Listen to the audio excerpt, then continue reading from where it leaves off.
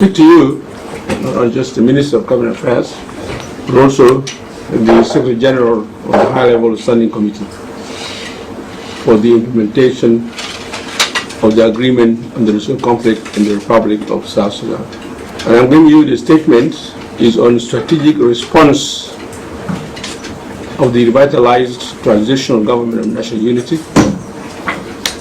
to the Nasser incident, and how to reinvigorate the implementation of the revitalized agreement on the recent conflict in the Republic of South Sudan.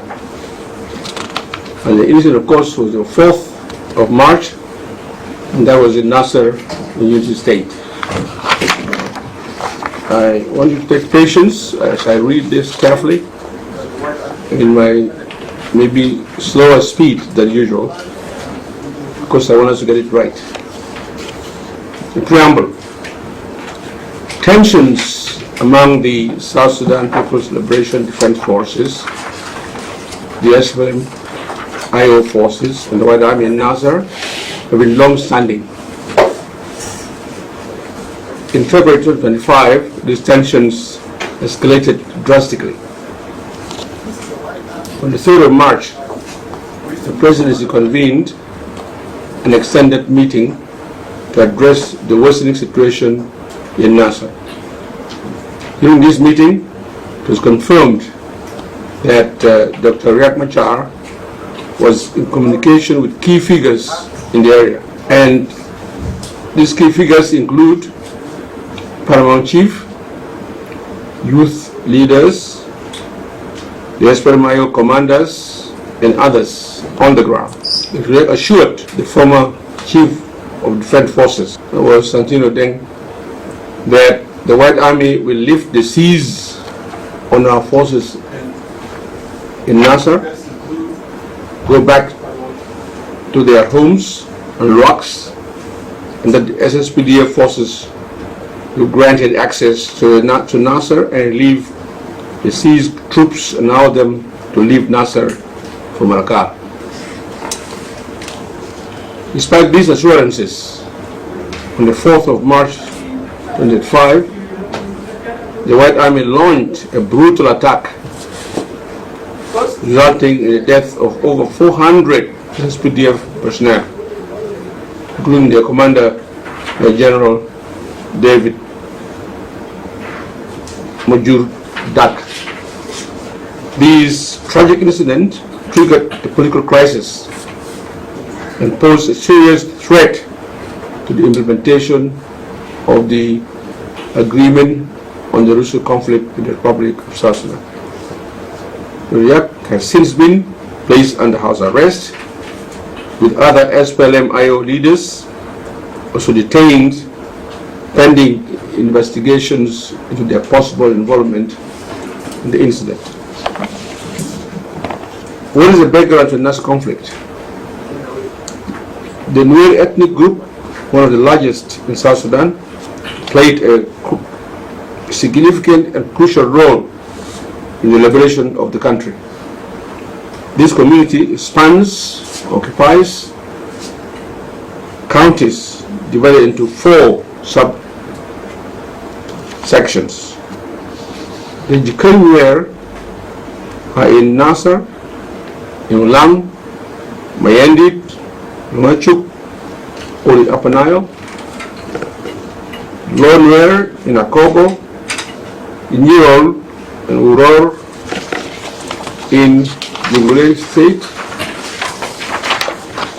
Pagak Nuer in Lik in Pagak, Gawer in Ayot in Jonglei State, Bentiu Nuer in Bul, Mayom, Yikeng in Gwit, Dok in Ler, Yong in Panyajar, Hok in Mayandit, Yakai in Kwach, and Lik in Rukona counties. Out of these counties, 9 of them are considered hostile to the government, primarily aligned with the SPLA-IO. These include Nasser, Ulang, Akobo, Nirol, Uror, Mangak, Ayud, and Rukona. Leaders from these areas hold influential political and military positions and maintain deep ties with this community leadership, including youth, women, and spiritual leaders. The 7 remaining counties are deemed to be friendly to the government, including Mayandi, Mayut, and Machuk, as well as Gwit, Lair, Manijar, Mayandit, Koch, and Mayam counties in the state. What is the conflict timeline and escalation timeline? The SPLA-IO political crisis in December 2023, led by Dr. Riek Machar, formed the SPLA-IO, a rebel movement to fight the government of the Republic of South Sudan, causing death of innocent civilians and displacement of thousands of the people of South Sudan and destabilizing the country. In 2015, under regional and international pressure, the parties signed the agreement on resolution of conflict in the Republic of South Sudan. However, violence resumed in 2016. A new deal, the revitalized Government of National Unity, was signed in September 2018, forming the revised agreement, the revitalized Transitional Government of National Unity. The agreement on the recent conflict in the South Sudan mandated that all parties surrender their forces to the government to form the unified national structure and relinquish administrative control of territories so that they are divided equitably between the parties to the agreement. The SPLA-IO, however, resisted government presence in areas such as Nasser, Ulam, and others that we may not need to mention now.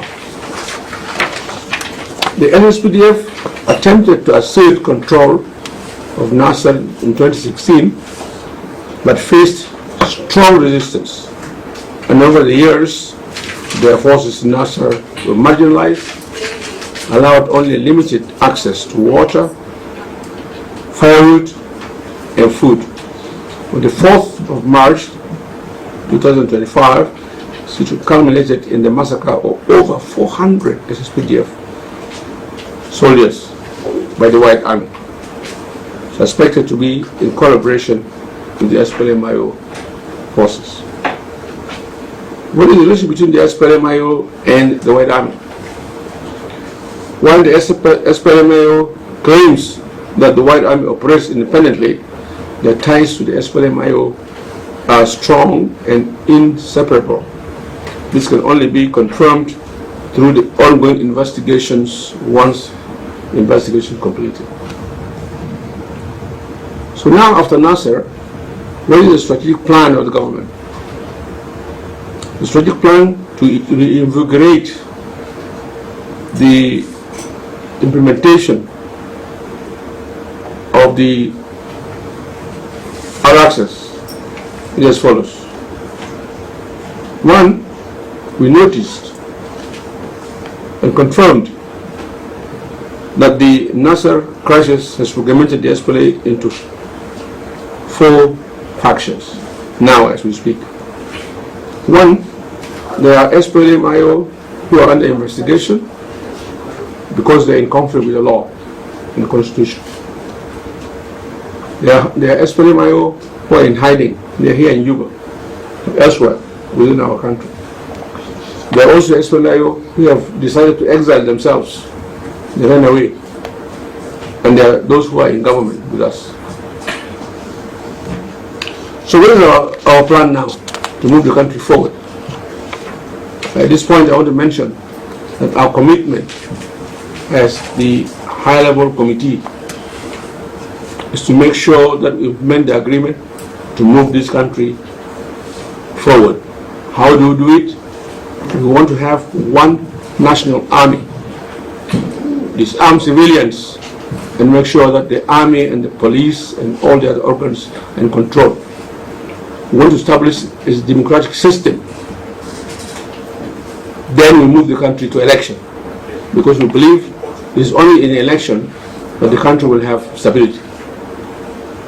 And I want to call to all of you, including our our citizens to understand that. First, as the action we want to take, number one, we want to reaffirm the leadership representation.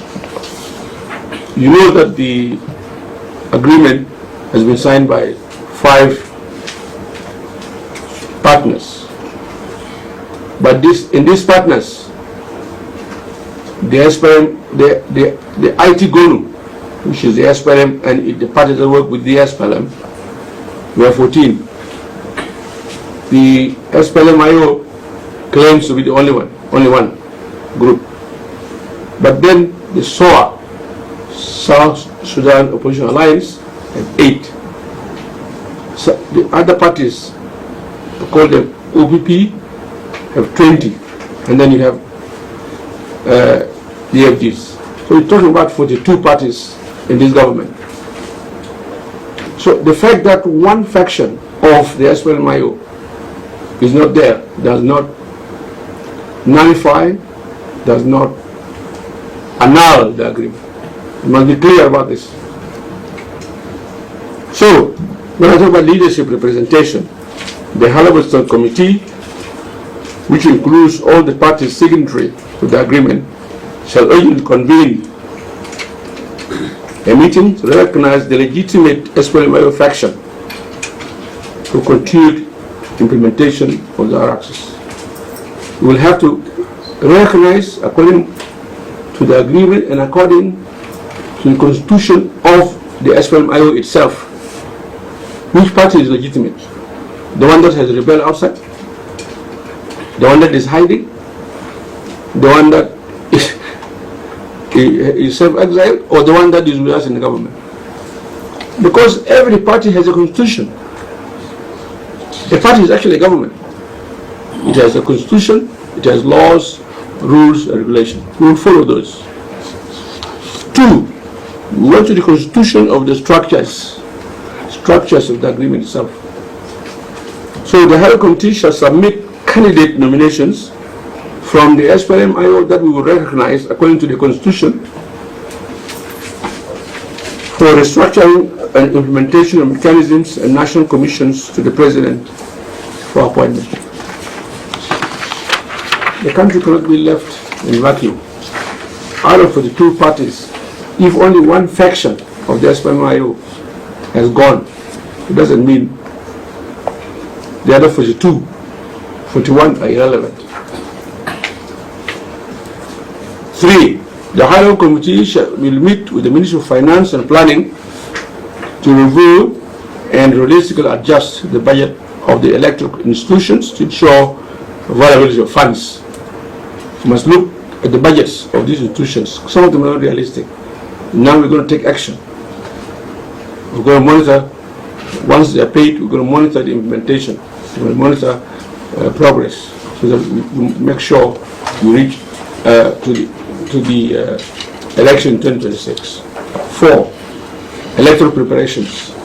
The High Committee will coordinate with electoral bodies and the National Transition Committee to develop a new realistic schedule for implementing the ongoing and the pending provisions and holding credible elections 2026. 5, security sector reform. We will engage with National Transition Committee to expedite forces unification and integration into a cohesive national army and national other security organs. This is one of the weaknesses in the agreement, where we review those articles that are difficult. 6, roadmap development. We will draft a comprehensive roadmap outlining timelines and processes for resolving contentious or delayed articles in the R-ARCSS, ensuring inclusivity and enforceability. And that we will call it Roadmap Part 2. We just remove those which are implemented and leave those who are ongoing and pending, and that is Part 2. And that we will do it quickly, expeditiously, and with a lot of drive. 7, security alert and diplomatic appeal, and this is very important. The Government Republic of South Sudan has received credible intelligence concerning a form of officer of the SPLA-IO who defected and engaged in combat operations alongside the Rapid Support Force of Sudan in Eastern Sudan. It has come to our attention that the said officer is currently in Western Barazal and is reportedly planning to travel to Western Equatoria State to establish contact with Futio Karaba, the former governor, previously dismissed for corruption and other activities. 7.2. This development is of serious concern to us as a government, as a country. That with mobilization of dissident elements and potential formation of rogue alliances threaten to undermine the national security of the country, destabilize peace efforts, and compromise regional stability. 7.3. The government of South Sudan, therefore, urges strongly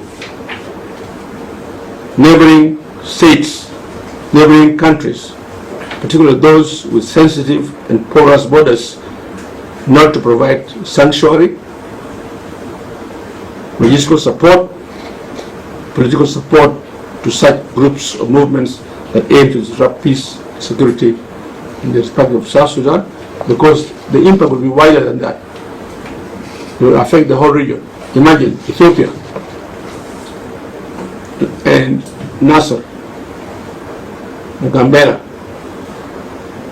You go to Uganda here, Kajikeji, in Panyume. You go to DRC, all those borders. You go to Central African Republic. It's all very sensitive borders. If they come together, they will destabilize not only South Sudan, but the entire region. 7.4. We also appeal to the international community, to IGAD, and African Union, and other development partners to closely monitor these developments, work collaboratively with our security and development institutions, and lend renewed support to the ongoing implementation of the revitalized agreement. Finally, in conclusion, 8.1, the Nasser incident represents a grave setback for the peace process and a stark reminder of the fragility of the revitalized agreement on the resource conflict in the Republic of South Sudan, and the massacre of SSPDF personnel by the One Army, and the unresolved affiliations between the armed community groups and political movements reveal critical gaps in trust, security sector reform, and political coherence. 8.2. However, this tragedy must serve as a turning point, a catalyst for the urgent and decisive action.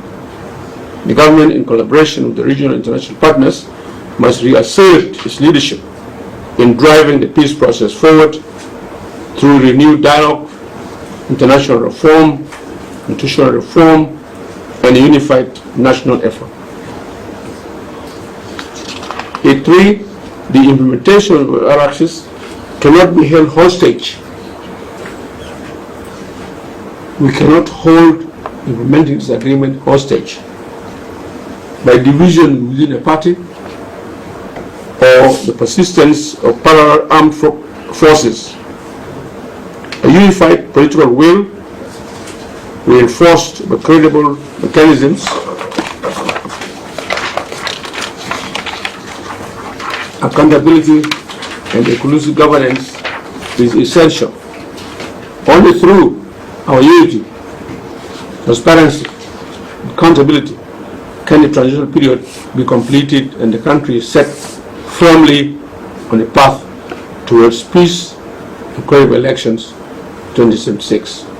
Finally, the way forward demands courage, demands clarity and commitment from leadership, from institutions, but from you, the people of South Sudan.